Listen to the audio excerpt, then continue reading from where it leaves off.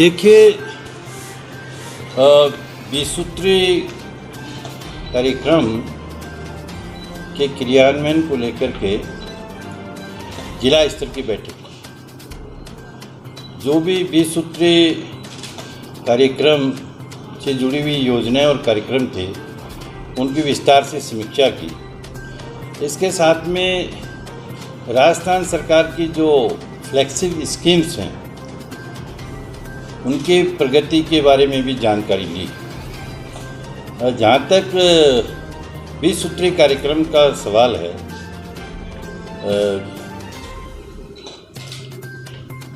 आपके हनुमानगढ़ ज़िले की स्थिति बहुत अच्छी तो नहीं है, लेकिन बहुत ख़राब भी नहीं है।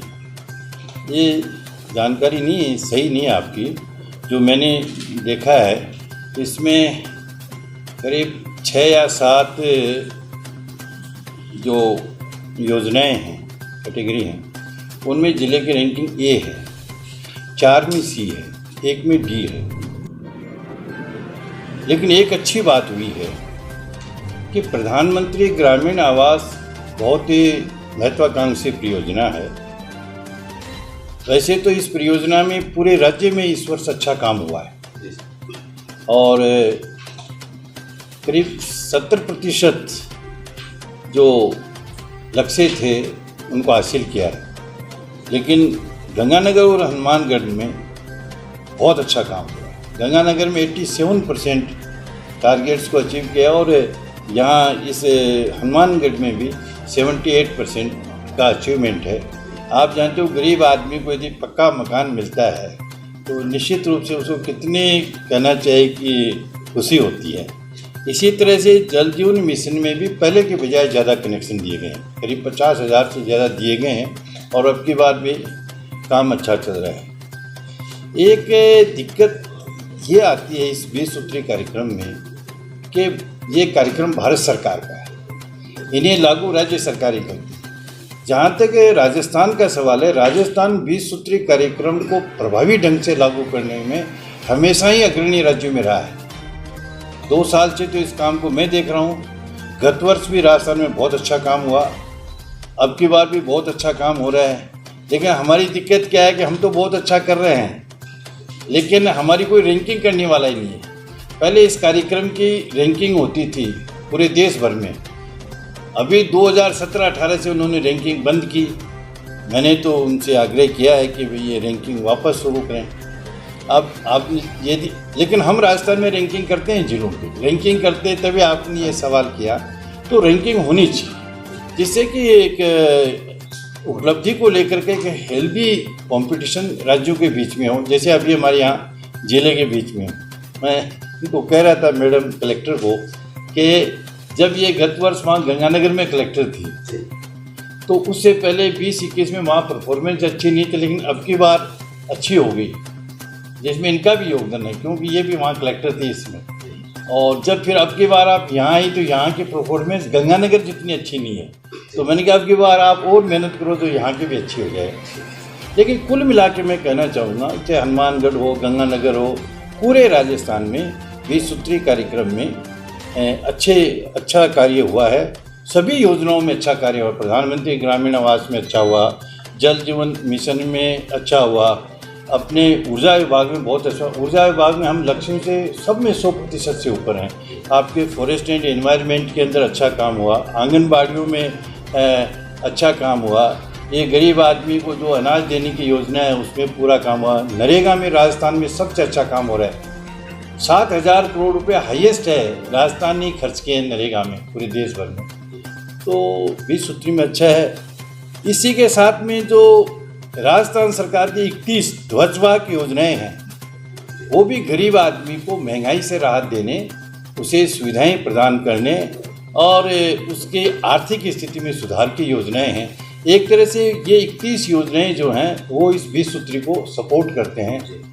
उस दृष्टि से भी मैंने देखा इन 31 योजनाओं में करीब 7 या 8 योजनाएं तो ऐसी हैं जिनमें ये आपका जो हनुमानगढ़ जो है वो टॉप 10 में है।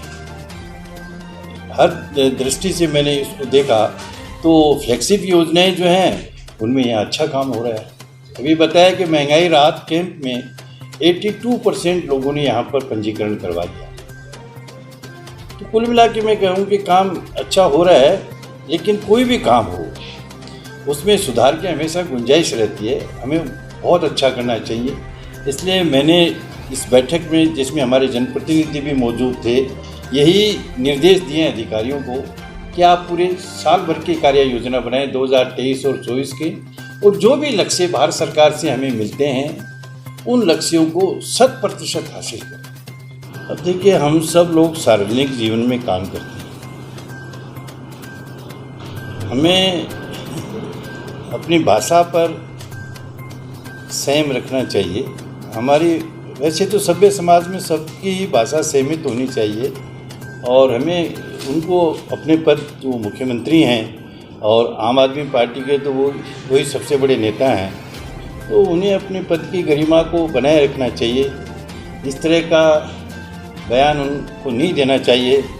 मेरा ये मानना है कि ये चाहे मान साहब हों पंजाब में, या आपके ये हों जैसे केजरीवाल जी हों, मोदी जी हों, या ये दूसरे नेता हों, ये राजस्थान सरकार की ये जो जन कल्याण की जो शानदार योजनाएं हैं और इनका जो जनता में असर आ रहा है, ये उससे परेशान है।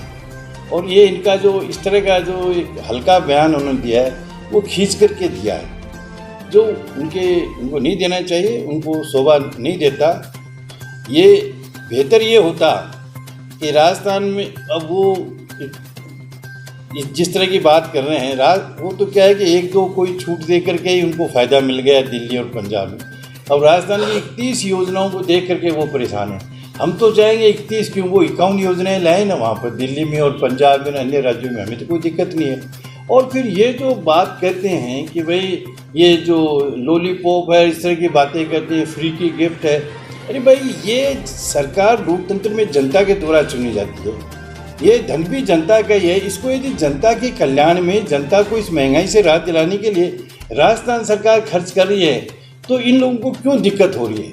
अब ये करेंगे, यहाँ प्रचार कर रहे हैं, तो अशोक जी के मुख्यमंत्री हैं राजस्थान के, उनका प्रचार यदि गंगानगर में नहीं होगा तो किसका होगा? इनसे मैं पूछना चाहता हूँ, रोजाना आपके सब अखबारों में 2 पेज तो शिवराज सिंह के आते हैं मध्य प्रदेश के, और कई बार अरविंद केजरीवाल के आते हैं, मान साहब के भी 2-2, 3-3 पेज यहाँ के अखबारों में आते हैं। तो आप अंदाज़ा लगाओ वहाँ कितना कर रहे होंगे ये।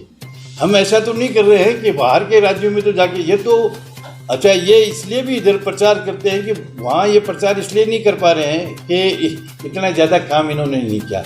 और इसीलिए मैं कह रहा हूँ कि ये सब योजनाओं को देख करके केजरीवाल जी के, मान साहब के हाथ पैर फूल गए कि नहीं तो वो इन योजनाओं पर ही भाषण देने वाले थे कि हम ये छूट देंगे, ये छूट देंगे। लेकिन इतनी बड़ी छूट देख कर उन्होंने सोचा कि हमारी छूट तो बहुत छोटी है, इसलिए उन्होंने अपना भाषण ही बदला। ऐसा नहीं करना चाहिए। देखिए, ये जो आप कह रहे हैं, ये जो जिला अध्यक्ष और ब्लॉक अध्यक्ष तो बन गए सर, जिला अध्यक्ष भी जल्द बन जाएगा। अब ये जो कांग्रेस पार्टी जो है, ये एक मास बेस्ड पार्टी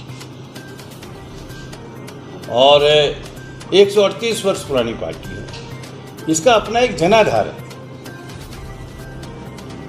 और मैंने कई मर्तबा ये बात कही है कि यदि विकास के कार्यों को और जनहित के सरकार के फैसलों को और जन कल्याण की योजनाओं को और लोगों को राहत देने की दृष्टि से, चाहे वो कोविड हो या कोविड के बाद में ये योजनाएं हैं, इसके आधार पर यदि मतदाता मतदान करेगा तो निश्चित रूप से राजस्थान में अब की बार पुनः कांग्रेस की सरकार बनेगी।